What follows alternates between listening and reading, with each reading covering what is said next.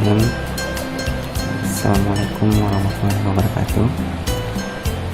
Pada kesempatan kali ini saya Edi Waliruma, mahasiswa pasca sarjana Universitas Hasanuddin, program studi Teknik Informatika angkatan 2013, akan mempresentasikan tugas kuliah saya. Itu bagian yang pertama, untuk mata kuliah Analisis Sistem Informasi dengan judul Perancangan Sistem Informasi Pemilihan Presiden BEM STIMIK Tidore Mandiri. Pembahasan yang akan dipaparkan pada bagian yang pertama ini adalah mengenai analisis kebutuhan sistem, yang bagian-bagiannya nanti terdiri dari pembahasan sistem yang sedang berjalan, sistem yang diusulkan, kebutuhan fungsional, dan kebutuhan platform. Sebelum kita beranjak pada bagian sistem yang sedang berjalan, ada baiknya saya akan menjelaskan dulu seputar atau sekilas tentang apa itu BEM.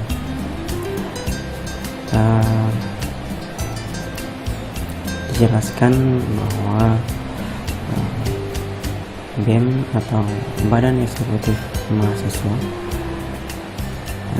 adalah suatu organisasi internal kemahasiswaan yang berada dalam suatu perguruan tinggi, tak terkecuali Sekolah Tinggi Manajemen Informatika dan Komputer STIMIK Tidore Mandiri. BEM adalah organisasi internal kemahasiswaan yang bisa saja bertindak sebagai wadah pengembangan kreativitas mahasiswa. BEM adalah organisasi internal kemahasiswaan yang bisa saja bertindak sebagai wadah pengembangan kreativitas mahasiswa, sehingga selain melaksanakan tugas wajibnya sebagai seorang mahasiswa, yaitu perkuliahan atau kegiatan akademik lainnya, mahasiswa juga bisa belajar tentang apa itu organisasi, kemudian berretorika, kemudian bermusyawarah dan lain sebagainya, dan juga bisa untuk mengembangkan bakat baik itu olahraga maupun bakat-bakat lainnya. Jadi itulah sekilas tentang apa itu BEM atau Badan Eksekutif Mahasiswa. Selanjutnya pada subbagian berikutnya, yaitu sistem yang sedang berjalan. Adapun sistem yang sedang berjalan saat ini pada proses pemilihan presiden BEM, proses registrasi calon kandidat ataupun proses pemilihannya masih dilakukan secara semi komputer, yaitu masih sudah menggunakan komputer, tapi hanya menggunakan aplikasi-aplikasi pengolah data, yaitu Microsoft Word. Kemudian untuk proses pemilihannya sendiri itu dilaksanakan sesudah kegiatan musyawarah besar Badan Eksekutif Mahasiswa, yang tentunya bagi mahasiswa yang masih ada beban kuliahnya akan merasa sangat terganggu atau sangat memberatkan, karena ia harus mengikuti perkuliahan dan meninggalkan kegiatan organisasi tersebut. Ya, setelah dilakukan pemilihan presiden BEM, surat suara akan dihitung secara manual, kemudian diumumkan di depan peserta musyawarah, lalu diketik dalam aplikasi Microsoft Word ataupun Excel sebagai laporan ke Ketua Komisi Pemilihan Umum atau KPU. Proses yang terjadi pada sistem yang sekarang ini yaitu calon kandidat akan memasukkan biodata atau berkas-berkas lainnya ke bagian pendaftaran dalam Komisi Pemilihan Umum. Kemudian bagian pendaftaran akan memasukkan berkas-berkas calon kandidat tersebut ke bagian entry data untuk diverifikasi apakah layak atau tidak sesuai syarat yang ditentukan oleh Komisi Pemilihan Umum. Setelah itu baru diinput datanya ke dalam atau diketik secara semi komputer, yaitu ke dalam aplikasi Microsoft Word atau Excel. Nah, setelah itu bagian entry data akan memproses data-data yang lolos berkas,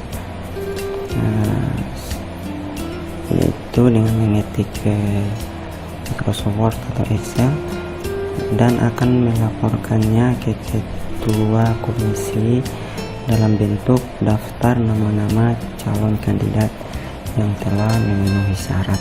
Adapun kelemahan daripada sistem yang sedang berjalan ini, yaitu yang pertama, lembaga Komisi Pemilihan Umum KPU sebagai penyelenggara pemilihan presiden tersebut itu hanya bersifat sementara. Kemudian kelemahan yang berikut yaitu calon pemilih atau mahasiswa tidak didata kembali oleh Komisi Pemilihan Umum sebagai pelaksana kegiatan tersebut, sehingga dimungkinkan mahasiswa dari kampus lain atau mahasiswa yang sedang cuti atau bahkan alumni bisa melakukan pemilihan. Nah, karena data-data pemilih tersebut tidak tercatat atau tidak di cover oleh penyelenggara pemilihan, yaitu hal ini yaitu KPU. Kemudian kelemahan lainnya yaitu sebagian besar mahasiswa tidak menggunakan hak pilihnya. Ya, seperti yang dijelaskan juga tadi bahwa hal ini disebabkan karena waktunya yang mungkin bertepatan dengan proses kegiatan kuliah yang mana hal tersebut merupakan hal yang pokok sebagai seorang mahasiswa, ataupun karena kegiatan lainnya seperti PKL ataupun KKLP ataupun kegiatan kemasyarakatan lainnya. Adapun sistem yang diusulkan pada bagian ini, yaitu bagian sistem yang diusulkan, seperti yang sudah dijelaskan sebelumnya, yaitu terkait dengan manfaat keberadaan organisasi kemahasiswaan tersebut, maka sudah tentu berkaitan erat dengan pemimpinnya, yaitu Presiden BEM yang terpilih itu sendiri, terkait dengan kepemimpinannya, sehingga cita-cita dan tujuan dari organisasi betul-betul bisa dirasakan dan bermanfaat bagi anggota organisasi tersebut, yang tak lain adalah mahasiswa itu sendiri. Untuk itulah suara mahasiswa melalui pemilihan akan sangat menentukan nasib organisasi, apakah terus berkembang, berjalan di tempat, atau menjadi alat politik untuk kepentingan segelintir orang. Maka penggunaan hak suara oleh mahasiswa haruslah bisa dipakai dimanapun ia berada, sehingga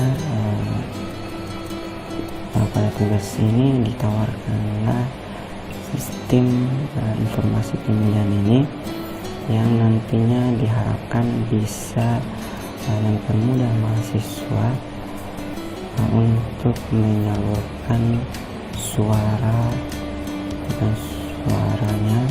untuk memilih pemimpin yang amanah dan bertanggung jawab. Pada aplikasi sistem informasi pemilihan yang diusulkan ini bisa dilakukan dengan dua cara, yaitu melalui internet, yang mana diperuntukkan bagi mahasiswa yang tidak sempat hadir pada kegiatan musyawarah untuk melakukan pemilihan. Dan cara yang kedua yaitu melakukan pemilihan langsung dalam forum musyawarah. Jadi secara ringkas bisa dijabarkan, bisa disampaikan sebagai berikut, yaitu yang pertama, KPU akan diganti menjadi KP2 BEM atau Komisi Pemilihan Presiden pada mahasiswa. Kemudian KP2 BEM ini tidak bersifat sementara. Kemudian calon kandidat akan memasukkan berkas-berkas persyaratan ke KP2 BEM.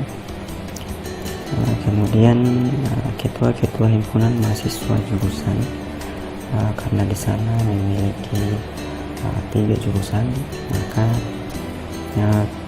3 ketua jurusan tersebut akan ditugaskan untuk memasukkan daftar nama-nama mahasiswa jurusannya yang aktif pada semester berjalan. Setelah itu KP2 BEM khususnya bagian entry data, seperti pada sistem sebelumnya, akan melakukan pemeriksaan berkas-berkas calon kandidat, kemudian akan memprosesnya ketika berkas-berkas yang dimasukkan itu dinyatakan lolos. Kemudian bagian entry data juga akan menginput data mahasiswa yang dimasukkan oleh ketua-ketua jurusan tadi, dan selanjutnya akan disebut sebagai calon pemilih. Setelah itu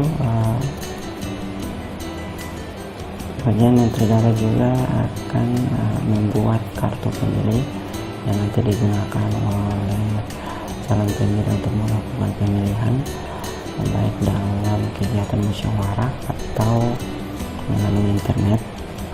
Kemudian akan dibuatnya juga laporan data calon kandidat untuk dilaporkan ke ketua komisi. Kemudian ada juga laporan daftar pemilih juga nanti diberikan kepada ketua komisi. Dan yang terakhir yaitu membuat laporan hasil pemilihan. Adapun tujuan utama daripada pembuatan sistem ini yaitu tujuan yang paling utamanya yaitu tidak lain adalah untuk membantu mahasiswa yang tidak bisa melakukan pemilihan secara langsung, ya, agar bisa menggunakan hak pilihnya Adapun kebutuhan fungsional dalam sistem ini yaitu layanan berupa fasilitas baik untuk administrator maupun calon atau pemilih. Di sini adalah mahasiswa. Yang pertama, fasilitas yang bisa didapat administrator yaitu ia bisa mengelola data jurusan. Yang kedua, mengelola data pemilih, mengelola data kandidat, mengelola data administrator, kemudian melihat hasil pemilihan sementara, kemudian mencetak data kandidat, mencetak data pemilih, mencetak kartu pemilih, dan yang terakhir mencetak hasil pemilihan. Sedangkan untuk mahasiswa atau pemilih, fasilitas yang ia dapatkan yaitu bisa melihat visi dan misi kandidat, melakukan melihat petunjuk pemilihan, yang terakhir yaitu melakukan pemilihan. Adapun kebutuhan platform dari sisi server, di sini digunakan web server Apache, kemudian bahasa pemrogramannya adalah PHP, DBMS atau Database Management System, yang digunakan untuk mengelola data yaitu MySQL. Sedangkan dari sisi klien itu bisa itu menggunakan web browser. Demikianlah pembahasan pada bagian yang pertama ini. Sampai di sini dulu pembahasannya. Lebih dan kurangnya saya mohon maaf. Wabillahi taufiq wal hidayah. Assalamualaikum warahmatullahi wabarakatuh.